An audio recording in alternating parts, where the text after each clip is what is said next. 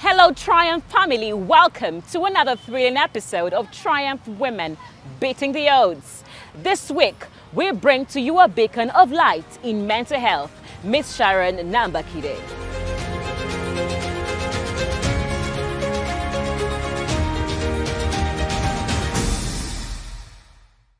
At the age of 24, Sharon Nagenjwa has emerged as a shining symbol of resilience, determination, and compassion in the realm of mental health advocacy. Her journey, marked by hardships and personal struggles, has led her to establish the Mamia Foundation, an organization dedicated to raising awareness about mental health and mental illness. Through her unwavering commitment and profound empathy, Sharon Nagenjwa has become a beacon of light for individuals battling mental health challenges, offering hope, support, and understanding to those in need. Oh, hi Sharon. Hi dear. My namesake. My namesake. So Sharon, you're a mental health advocate. Mm-hmm. What happened to you? Because most times when somebody is a mental health advocate, either they have gone through some mental health challenges or somebody close to them has passed away or something. What happened? So there are many things that happened to us, but for me it's a different story. It was last year when my cousin brother passed away. We got a phone and they told us that he committed suicide. So I really felt bad about it, but I couldn't do anything about it. Committed suicide how? Like with a rope. By hanging? Yeah, in the house. Yeah. Where he was renting with the friends. Were you close to him? Yeah, we were very close because we lived with him some years. Then he moved out because I had to start his own life, as you know, youth. So it was really bad that he did that, but I think it was a call from God, because through that is why I'm doing what I'm doing today. But it was really a sad story, and sometimes people ask themselves, like, why do people do that? And sometimes we don't find the answers. Even if you search anywhere, you cannot. But that person goes with the answer. Sometimes they don't leave a note to us that this was really happening in my life. Sometimes you see people, they are very happy and you don't know what they are going through. How did it affect you, just knowing that somebody close to you has committed suicide? It affected me in my thinking, because I really felt bad, like I needed to go somewhere very far so that I can maybe breathe. I felt like I don't want to be near people who know me. I feel like I want to be very far from people so that I can find myself again. Why is that? That is how I was feeling. I don't know why. Because of what he did, I kept on in my mind like saying, why do people do that? Is it in any way connected to maybe your growing up? But does it also affect you in a certain way? I want to understand, how did you grow up and how is it connected to the suicide of your cousin, and then how it all together affected you? I think when I was growing up, I had many challenges because I'm the only girl in 7 boys. So sometimes I felt I felt life like it's really hard for me, because my mom, she's like hardworking woman, that she wasn't always there. But I also sometimes needed someone to talk to, but she wasn't always there for me. But sometimes she was there, of course, but sometimes I feel like I need a sister to talk to. You know, boys, you cannot share everything with them. So I think when I was growing up, I struggled a lot when I was growing up.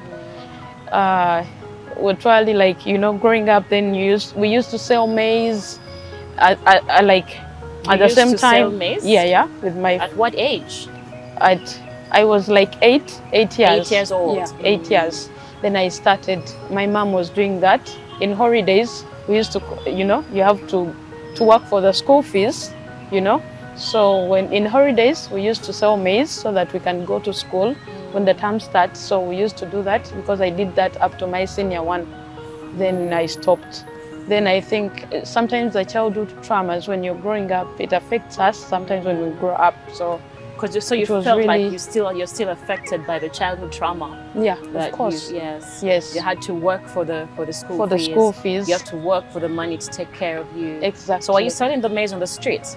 Exactly. Yeah. In Machi, India, they know. So we used to, with my brothers. So we used to do that up to senior one, then up to when I entered senior one, because I started senior one in second term. Then when I started my senior one to senior 4, in senior 4 when I was done with my senior 4, then I used to sell food in town there at Kafumbe Mukasa, because I had to do something, not to be like there, to be rowsy. So my mom was like, there's a job in town, you go, you work, you know. And sell food. Yeah. So how do you finish your education? So I finished my senior 6.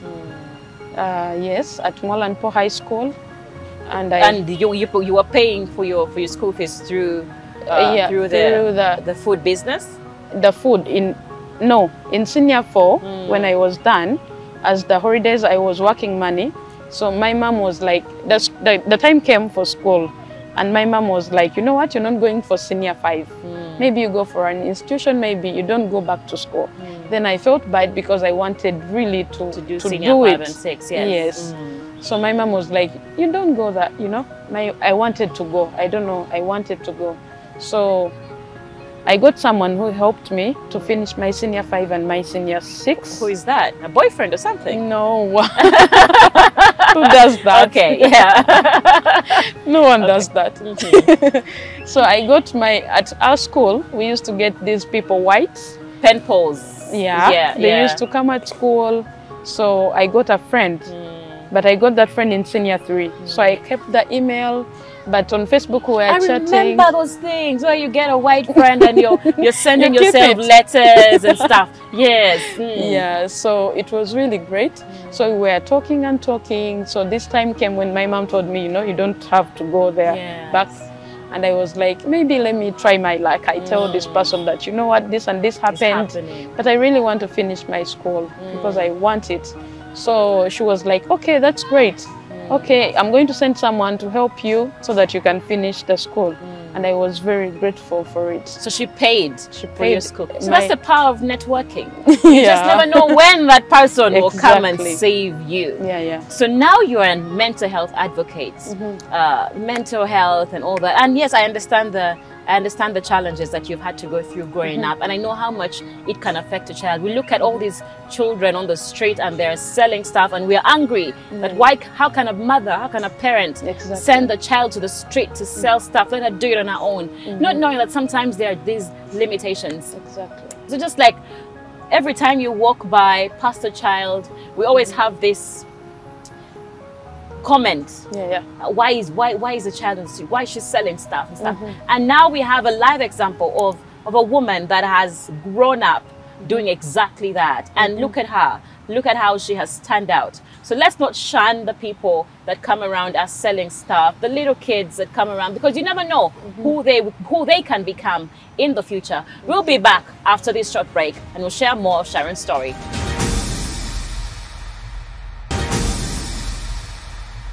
Welcome back from that short break. I am Okello Sharon Nagenjwa, and this is Triumph Women Beating the Odds. And we're still here with Sharon, who has been sharing her story. Sharon is a live example of the little kids that you see on the street, selling maize, selling bananas and all that stuff. And we all have this anger and comments. Why is the mother sending the child on the street to sell that and stuff like that?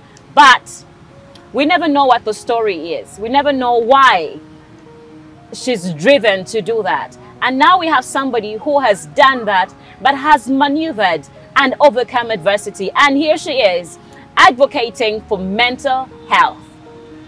So Sharon, moving on to your story. From hawking maize on the street and then finally getting assistance to finish your education. And of course that is the power of networking and of course social media, that you got somebody to pay your school fees, senior 5 and senior 6. That's a major move. Now moving forward from senior 6, what then happens? That brings us to Mamiya. Okay. Then after my senior 6, then I started where the school was in PG, because we shifted, the school shifted, so I had to go in the boarding section because it was far from town. So when it shifted, this area where you find kids, they go to school, I was so surprised seeing a senior 1 kid coming to school without shoes. I was like, what is this? And I really felt it in I'm like, if that kid can come to school without shoes and other kids are having shoes, what is in that kid's mind? Or but that's empathy. You know, you also not so well off, and at that point somebody's paying your school fees and you're thinking about another person's problem. That's amazing, huh? So I was like, I think when I'm done with my school, I want to help many people, many youth in Uganda, in Africa, so to help them in any way. I just said that. I didn't know how to do it, but I said that I will one day. It was a dream. It was a dream, yes. I want to impact different communities. I want to do something about it. And after my senior 6, I went home. So I was like, I want Sharon to inspire youth in Africa. So I came up with the name Sharon, Inspiring Youth Africa. So we started with my friends. We collect clothes and shoes. We give to different communities like that. You tell your friend to tell a friend to bring more, then we donate like that. So that's how the first foundation started. I started like that. So how old were you then? I was 21. Okay. 21, yes. Then I started like that with my friends on WhatsApp, on social media. I used to post. Then they used to bring things and we donate. So after that, I started doing online TVs. I started presenting on online TVs as I'm doing the SIA Foundation. So after that, then after when my brother committed suicide, then when I went in Mubende and I was working as a waitress, people, they don't know about this. People, by the way, many people, they be like, you have money, you know, you're good, you never suffered in your life. And I'm like, you don't know. You don't know. We have stories we don't tell people, but this is it now. So you were a waitress? Yes, in Mubende. So I went there. It was last year. Then I went there and I was on this course of women. It was for mental well-being. Different women on Zoom sharing their stories, how they come up, like overcome their problems, and I was really inspired by them. And I did not share anything until the end of the session because I was shy to share anything. I grew up, I was really shy. I don't know why, but I was really shy. So this course taught me a lot, and it showed me how you can really share your stories. It can inspire people, something like that. Then at the end of the session, I was like, I want to create something for mental health, because I know people out there, they are going through some things we don't know. You be in your family or with your friends, they don't know what is going on. They see you're smiling, but at the end of the day, you can commit suicide and they be like, what is happening? Where did that come from? Exactly. Yet you were really, in your mind, you had many things you cannot even share with them, because sometimes you feel like you will be judged by them. That's true. Exactly. So I came up with Mamia because of that course. It taught me a lot. So when I felt like in Mubende, I'm done with it, and I'm like, okay, let me just go back in camp. So what is Mamia doing now? Mamia stands for Mental Health and Mental Illness Awareness Foundation, where we create awareness in different communities, because we believe that everyone with a mind can have a mental health problem. It doesn't matter where you are, it doesn't matter whether you're white or black, we can all suffer with that problem. So Mamia Foundation, that is what we do for now. And I have I have youth I'm working with. They are really committed, they love it, and I'm really proud of them, because we are pushing the dream. We are pushing to create awareness in different communities. Sharon, judging from your childhood upbringing and all that, what do you think is causing a lot of mental health challenges among young people? Among young people, there are many things. Sometimes they say drug abuse, but when you look at people sometimes who are mentally disturbed, they are not on drugs. Now, from what you've experienced as From what I've experienced as a person. What would have pushed you to a level like that? For me, it was all about the depression side. I was really depressed because of what happened. So many things happen in our lives. Maybe it's love, maybe it's people dying, something like that. They push us to be in depression. They push us to be in anxiety. You be there. You don't know what to do. You don't know where to go. Yes. So how do you advise people to deal with mental issues? It always starts with you. Your friend cannot notice when you're not okay sometimes, but when you feel like you're not okay, you have to first accept that you're not okay, because some people, they be like, I'm not okay, but it's like, I'm okay. They go with that. It always starts with you. You have to first be like, I'm not okay, then you seek for help. Talk to someone if you're really not feeling well. Even if it's not your friends, you find that person you feel comfort with, and you share with that person, and get people who are really going to be there in your life, and they are going to see like you're not okay. If you're struggling with anything, they will always be there to hold you, to hug you, and to tell you that it's going to be okay. Where is mommy now? Are you? Sorry, I'm emotional. God. Sorry. What is making you emotional, Sharon? Talk to me. Sorry. Like sometimes when you go in different communities, you find like kids, like maybe like 16, 17, like they tell you stuff. Maybe I went through it when I was young, but I never knew that it was that.